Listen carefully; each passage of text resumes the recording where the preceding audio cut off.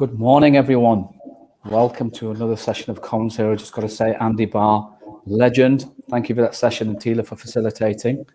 But it's now time to introduce Hayat Rachi, who's the CMO for React and Share. And Hayat will tell us more about what React and Share does. There's a fantastic session coming up now, which is titled, It's a Numbers Game. We couldn't have had a session at commsHERO, 47 sessions through the week, without talking about metrics and data.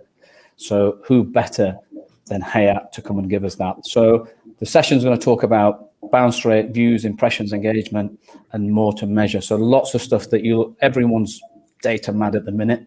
So this is the perfect session if you're into the numbers game. So welcome to Hayat, and I'm going to hand over to you. Thank you, Asif. Yes, hello everyone, my name's Hayat. I'm CMO here at React and Share, and let me share my screen to get started. There we go. So a bit behind this talk and React and Share. React and Share is a digital tool for digital comms people. And prior to setting up this presentation, I've already assumed that everyone here and everyone that I've spoken to within digital comms has a very strong knowledge of the metrics that is required for the numbers game and for digital comms. So these should be metrics that you might never have considered. So bit behind me, I'm Hayat, and yes, this is me. My mum sent me this photo the other day over WhatsApp, and I was like, I have to use it somewhere. So I'm an economics graduate. I used to have my own company for 6.5 years until I sold it last year. And now I am Chief Marketing Officer at React and Share for the past, I think, over a year now. So thanks, Mum, for that photo. So a question before we get started, because I want to make this as appropriate to everyone in the room as possible.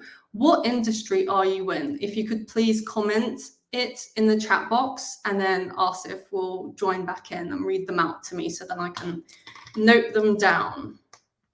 So what industry are you in? Are you in like NHS trusts? Do you work for a housing association? Stuff like that.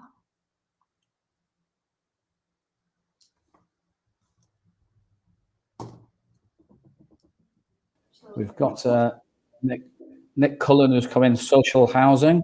Mm-hmm. So wait for a few more.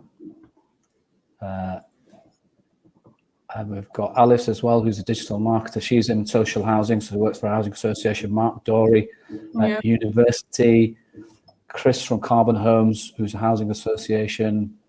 Serena Clark, housing as well. Sally Gillespie from charity. Francesca Carpanini, NHS Trust. Andrew Gledhill from Broadacres Housing. Jules Loveland, non-profit charity. Emma Wanacott, housing. And health and housing charity seem to be the winners. And we've got Sarah. Are you ready for this one? Aboriginal engagement and also state service infrastructure. So there you go. That's I don't think we'll see that one again on commsHERO. So thank you, Sarah. Okay, great. Thank you so much, guys. I appreciate that. So I've noted down here the majority would be like housing, there's university, charities, NHS Trust. So I'll try and interweave some examples throughout this presentation that are geared towards you guys. Firstly, I want to kick off with a tiny bit of theory as to the metrics behind how I set up digital comms and how we typically help. This is a theory behind systems thinking, and this is a definition that I pulled off of Google. It's a holistic approach to analysis that focuses on the way that systems constitute parts, interrelate, and how systems work over time and with the context of larger systems.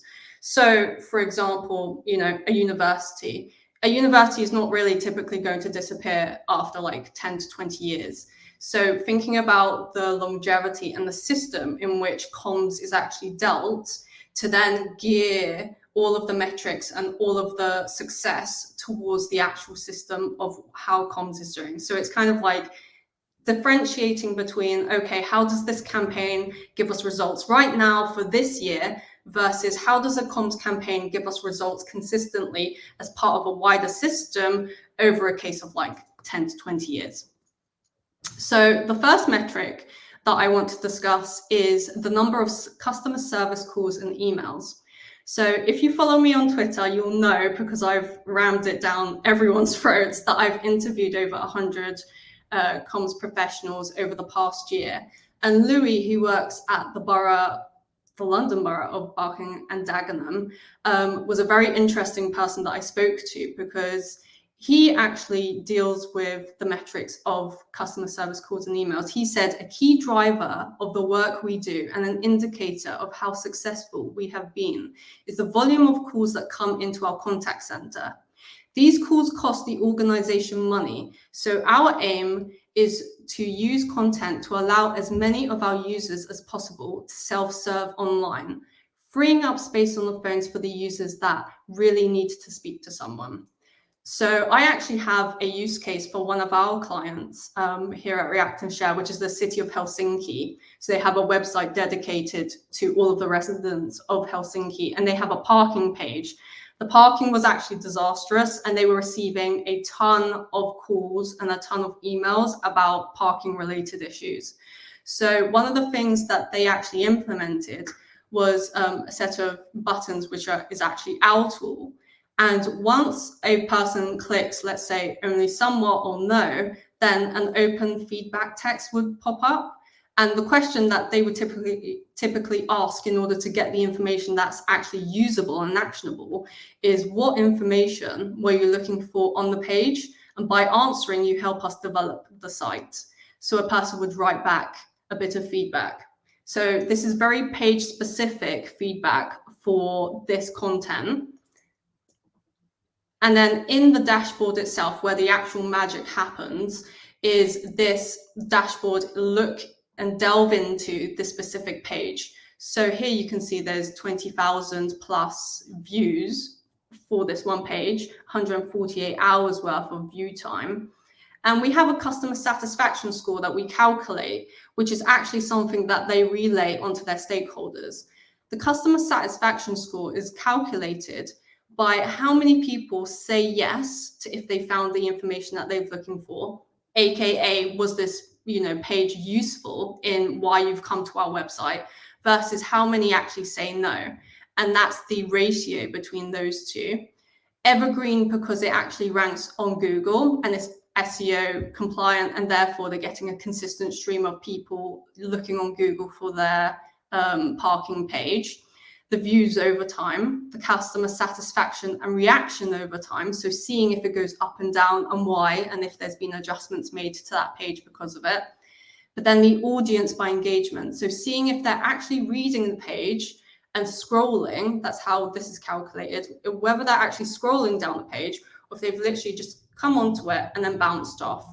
And one of the things, metrics that I think is kind of, I just don't believe that the metric works, is bounce rate. So some of our clients have said, oh, because we have a high bounce rate, it means that people have found the information that they're looking for and they're leaving as quickly as possible. Now, this page is all of the quantitative metrics, and it doesn't actually say if bounce rate is actually deeming, we don't know. Essentially, we don't know if people have actually found the information that they're looking for through bounce rate. And this is one look into it. This is, finding out the quantitative element as to why a person is visiting a specific page on the website. But now the qualitative element is the actual feedback from the actual people who are Googling for that information that has landed on your website. And then you can start to see patterns. So for example, I've highlighted here appeal, parking, everyone gets a parking fine once in a while, not me because I ride a skateboard. But appeal here has come up 4 times. And the one time that a map of, a parking area has come up, this has actually been action. So I'll show you. So for example, if this one has come up as part of a good piece of feedback, then you can action it on the page, because you can actually implement a map. And that's what our client actually did in order to reduce the amount of calls and emails that were received to the city of Helsinki. versus the appeal page, like the appeal feedback, which hasn't been implemented yet. So an action point that I've written here is update the page with appeals procedure or a hyperlink to an appeals page. Sometimes if the topic, for example, parking appeals, is big enough, it actually warrants having a dedicated page for that, and therefore it can rank on Google in its own right as well. So hyperlinking to that page, and also to measure the mentions of appeals within customer success emails and calls in the monthly roundup. So there's one thing, the comms team or the digital comms team updating this page, but how are we sure that, what are the measurements behind it? What are the month-on-month measurements?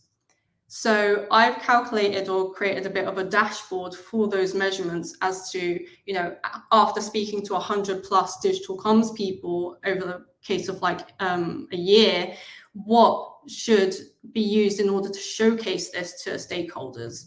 So firstly, it would be the volume of calls and emails referring to parking appeals last month versus this month, and really keeping those numbers somewhere, and therefore you're able to see what the improvement is month on month on month. The second is the user satisfaction and sentiment from not only the website but also the social channels. I think everyone here knows that you get a bombardment of comments and just I don't know, complaints over social channels like Twitter and stuff, whilst using this tool actually congregates it and keeps it all in one neat place for strategic improvements. So therefore, you can actually see the customer satisfaction score, the reactions. You don't have to do much work on that. You can like screenshot it.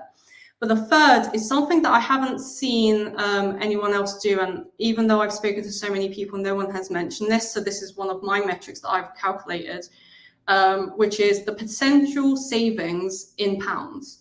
So for example, you've done the month-on-month look of what the calls and emails are. Therefore, the customer success person has told you, actually, we've had a reduction by 100 calls this month versus last month. And typically an organization or a CEO, COO of an organization will know what one call costs. So therefore, let's say an arbitrary number of £5, which actually it typically is. I think the approximate within the UK is like £5 for one call received. And therefore 100 calls that have been saved times £5, which is the cost of that, is a £500 saving from only one page worth on the website from the digital comms team alone. So let's say, the person within digital comms has assigned 15 pages for this month. So one page every 2 days to improve and to kind of look at and to see if there are any rooms for improvement. Then from 15 pages alone, the comms team would have saved 7,500 worth, which is very, very interesting in how you can actually showcase what the impact of the digital comms team is on a wider organization goals in terms of revenue as well. So it's not just looking at page views and blah, blah, blah, but actually it's like getting down to the nitty gritty of what the metrics behind the digital comms team is and how it actually implements or impacts the wider organization as a whole. So one example that I want to share from a conversation that I had with Darren Caveney, the founder of Comms 2.0 and Comms Unplugged, was from a local council. So I'd like to play this video. And Asif, let me know if the sound doesn't play, but it should. So let me give you a hypothetical scenario. Let's say a comms person who's watching this has just been given a higher budget and obviously wants to see an ROI on that. So what metrics should they be focusing on? Oh, it's a good one, isn't it? I mean, for me, as you said, I quite like a little bit of vanity metrics just for me to just guide me a little bit as to is something working or not. It has to all be about the outcomes, doesn't it? So if you look at that example about Vicky in the council in West Yorkshire, she spent the day with the customer services team. There's a problem. We've got a bunch of unhappy parents who can't get the information they need on the school admissions page. Let's sort it out. And then the following year when it happened, a massive reduction in calls and complaints to the contact centre. So the outcome was that, you've got, happier parents who've got the information they needed from the web page, You've got happier customer services staff because they've got fewer calls coming in. You've got a savings to the council in terms of reduced call volumes. Probably needed a smaller team the next year to deal with that. So I think almost like the action there was our web page was a bit rubbish, so we've just improved it. We've listened to the customer, we've improved it. And the outcomes then there's 3 or 4, isn't there? So I think for me it's all about the outcomes.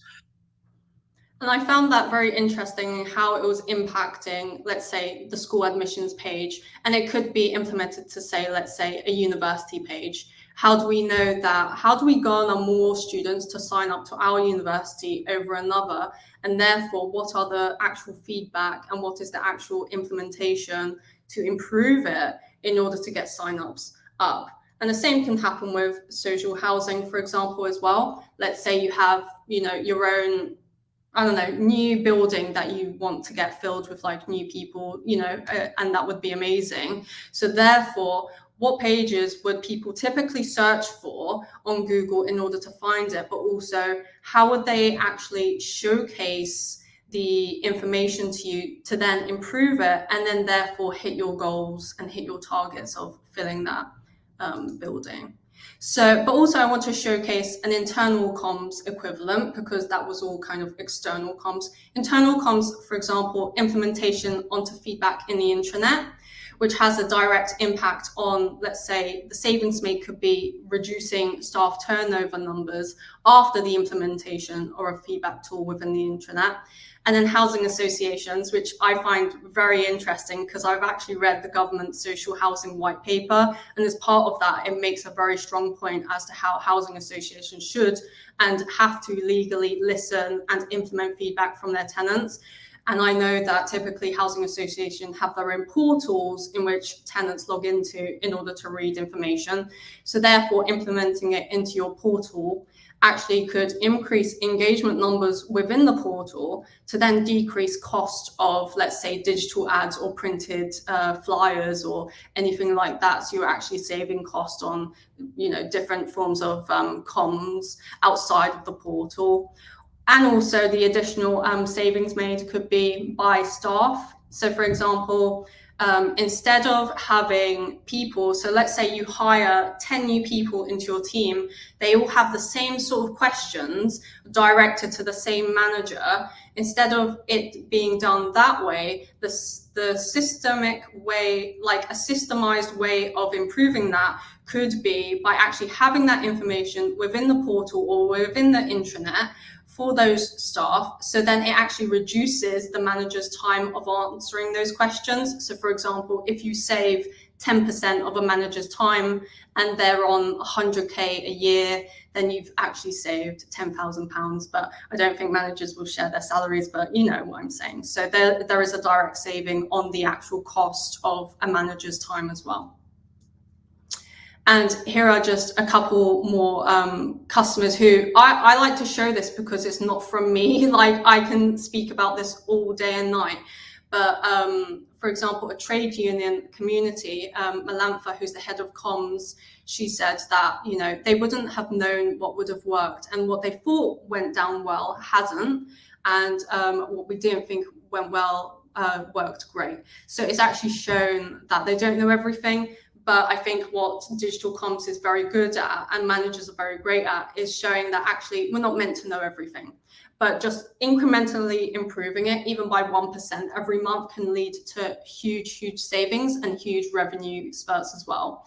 And Daniel, who's the digital comms officer at Pennine, said, by demonstrating that in the past 3 weeks, I was able to make all of these changes to the website, made it easy to prove my worth to management. It's good to be able to have physical evidence to point and say, these are the things we've been able to do the past few weeks. And I liked how he worked on it because he had a traffic light system by having like green for things that we've already implemented into a website, so updated, yellow, we're about, or amber, what we're about to work on, or I've assigned someone else within my team to work on, and then red, we're about to work on it. So action points from that one metric is say hello to the people in customer success and create a feedback loop with them, work with them to do that. Implement a feedback tool onto your website intranet to capture the insights. Customer success documents what is repeatedly mentioned, and why I have in brackets without friction is trying to get people within customer success to, let's say, open up free documents and write the information. Like what do we actually need as digital comms people out of it? We probably need them just to say one word, which is like, okay, someone has called up and said parking appeals. Okay, parking appeals is enough. So that's frictionless, you know, frictionless information that comms people can use quite effectively without them going out of their way and thinking, oh, bloody hell, I now need to write down all of this for the comms people. Anything that, you know, is frictionless, and maybe just send them a box of chocolates after like the first week of implementation, gets them to help you to have this new metric that you can show to the stakeholders, and implementing a content design philosophy as well. Saying no to silos is effectively what we're doing here. We're breaking down the barriers between customer success and comms. We're bringing it together in order to improve the whole systemized way of this metric in reducing calls and the cost behind it. A second metric that I thought is interesting and should be implemented and very underutilized is through play on Facebook videos. So I would assume a lot of people, if not 99% of the people here, have advertised on Facebook and using a video. But with through play, you actually only pay for the videos that are watched completely or around 97% of it. So if a video is shorter than 15 seconds, it has to be the complete 15 seconds, otherwise you don't pay for that view. Or if it's longer than that, then it's 97% of the video. So if you're showcasing the metrics behind video plays, showcase the total video plays. For example, 20,000 people have watched this video. Then the through plays number, which Facebook will show you, is, let's say, 13,000. That's about right. 13,000 people will probably watch the whole thing, or even less potentially. And then the spend behind the through play cost as well. So you're not paying for unnecessary watches if they really just don't watch the video. Behavioral science. So as an economics graduate, I'm definitely involved, and I love behavioral economics and science behind it. Implementing an EAST framework, which is all about easy, attractive, timely, and social. Essentially, just trying to understand what the subconscious biases are of people, and therefore, why don't they do the things that make sense to do, or how can we get them to do something else? Obviously, COVID was a perfect example. How do we get people jabbed, and how do we, you know, kind of like incentivize people who might be anti-vaxxers to get vaxxed and all of that stuff. And I was speaking to Camilla, who's the communications director at Liverpool City Council, and she had a fantastic example. So I'd like to play this one as well. But we discovered that some people who live in LA just didn't really think lateral flows were for them, variety of reasons. And, you know, if you come along and say, look, I'm from the council, we think it's really important that you give this a go, that's going to fall on deaf ears. We found the most charismatic ice cream seller. This wonderful guy who has been delivering ice creams to generations of families in that community. If anybody is going to trust anybody, they're going to trust him. So he was very kind to us. We gave him a bundle of leaflets. We spoke to him. We advised him on what to say. And as people were queuing up for their ice creams, you remember last summer we had some good weather, didn't we? And even towards the autumn, the weather was quite good. So that was when we got this chappie out and about, and he helped us out with some of our key COVID messaging. So for me, I think it's about understanding what it is you're trying to achieve and what's the most effective way of achieving it. And I think some of us get obsessed with numbers, don't we? So we look at a social media post and we say, wow, look at the reach on this. Our message landed. Did it really? Were people engaged enough? You know, did it really have that impact that you think it did? And I think sometimes we've got to step back from the big figures and just look at the reality often about the message. And sometimes, you know, the message is a hard message, and you might cut it one way and it doesn't deliver. And you need to step back into your meeting and work out how creatively do we get this out there again and actually make it more successful for us. So yeah, I thought that was like a perfect example of using behavioral science in order to, you know, showcase and share the message of the lateral flows that were going on at that time. But we discovered that some people who... There we go. And a framework that I'd like to replace with personas is the jobs to be done framework. Now, this isn't a metric, but I think this should definitely be implemented within every digital comms teams, which is personas only showcase one element, which is, you know, Jane is 45 and likes cats and eats ice cream. It's just like, okay, well, what does that got to do with, you know, the NHS, for example? So essentially it's like, let's use the NHS trust as an example. So in what case would a person hire your service as an NHS trust? An NHS trust is what, you know, a person is hiring. So when, for example, I don't know, when I get ill, I want to have a GP appointment so I can get better. And therefore it's like, that's one job to be done. That's why they hire our service, is because they're ill, they want to get better, so then they can move forward.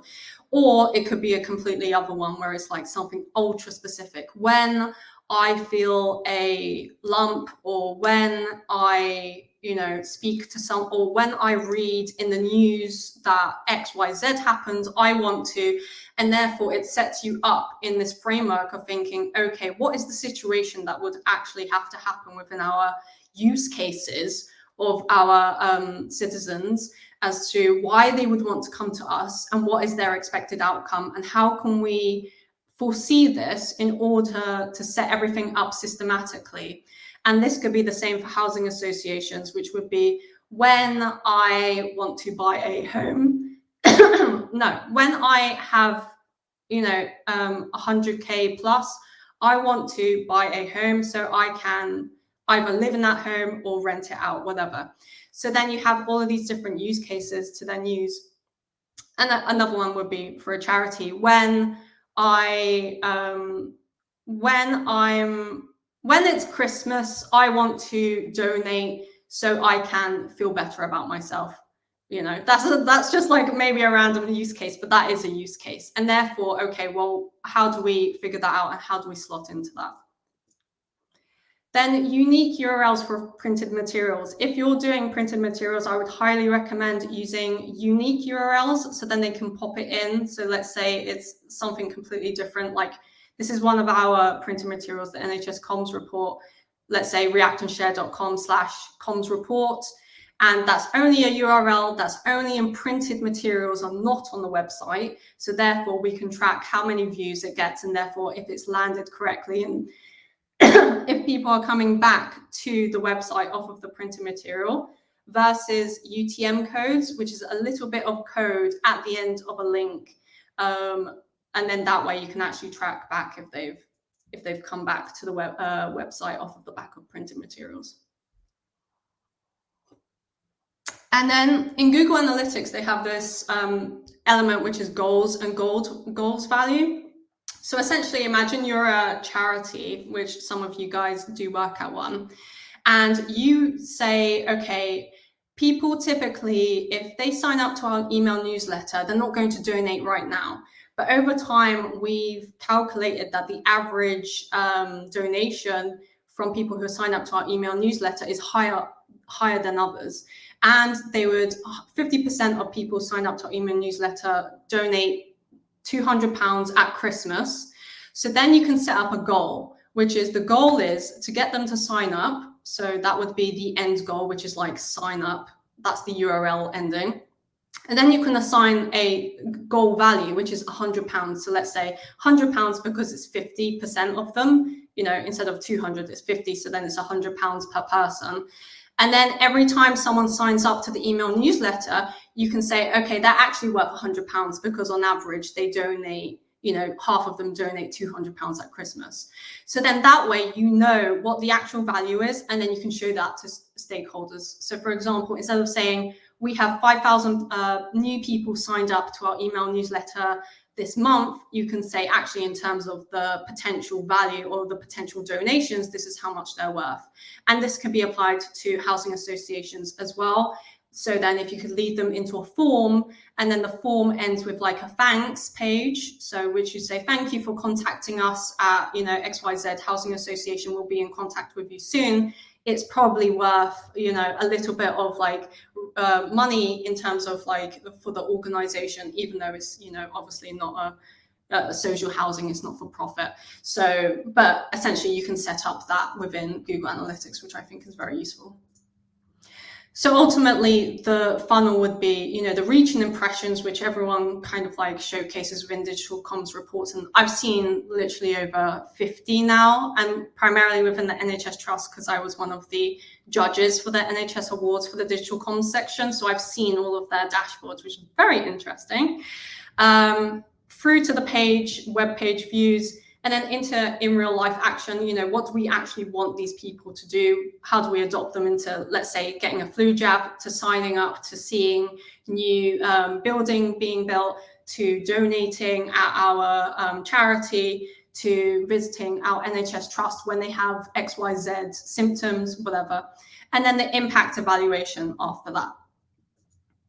So mix of qualitative and quantitative is an absolute winner. Like I started off this conversation or this talk, bounce rate doesn't automatically mean people have found what they're looking for. And also impressions doesn't automatically mean that the message was received.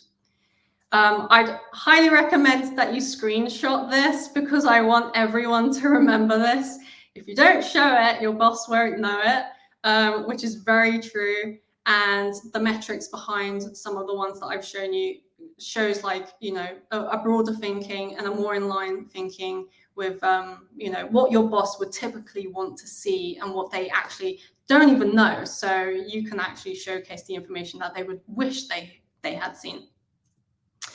So how do you report it to stakeholders? And I know that we're coming up to time, so I'm going to be quick. 3-year plans are dead. These are the 4 steps that I highly recommend in how to implement this sort of metrics to your stakeholders. Step 1, finding out what the broader organization-wide objective is for this year, or however long that they work on it. And therefore, interlink when you come to step 2, your comms strategy or digital comms strategy in line with what the organization-wide objective is. Always keep that focus there, because you'll be speaking their language. You'll be speaking the language of the stakeholders, and they will understand why you're doing what you're doing. So for example, if you're doing a PR push, why is comms doing a PR push? They would think, you know, why are they doing that? Okay, it's in line with the wider objective, and therefore the metrics always like link back in. Setting smart objectives for each, who owns what project. And then the step 4 is, I would say, the most important, which is to review the strategy every 3 months to deem if it's fit for purpose. If it's not fit for purpose, just change it. Just, you know, really just change it. And then the weekly dashboard overview, I think have your internal team, so the team that you work with on a daily basis, to keep that motivation up, to showcase the numbers, to show the impact that they're having, and therefore you keep that momentum, and also to report the findings monthly and quarterly to senior team. So senior team actually values what you're doing within your team. They see the numbers, and they cannot fight the data, which is, you know, that point there. They cannot fight the data when you show them it, and it strengthens everything. And one of the points that I want to relay, which is a point that I was mentioning with some friends, is remove yourself from the findings as much as possible. So do not say, you know, if you have like pieces of feedback from, let's say, potential people who want social housing, and they say, oh, I hate this housing association because they don't like me and blah, blah, blah. Then if you want to relay, let's say, very valid feedback or anything that's actually actionable, you never say, oh, we think, or oh, the comms team think. You remove yourself, so you put yourself at arm's length. And any quotes of feedback, I would use like a stock image of someone else's face, or if they're willing to put their face to their quote, then use that. Because that way it's like the digital comms team is just purely here to stay focused on the data, to use it, to implement it into very effective comms. And it's not personal. It's not personal, sweetheart. You know, like some bosses take it very personally. So do not be the messenger that they shoot. We do not want them to shoot the messenger. So remove yourself and keep as far away from that sort of like findings as possible, and keep it data orientated. Smart work and data makes you indispensable. So there was a very good talk yesterday about, you know, how to future-proof your job within comms. And I generally feel like smart work and data makes a person absolutely indispensable.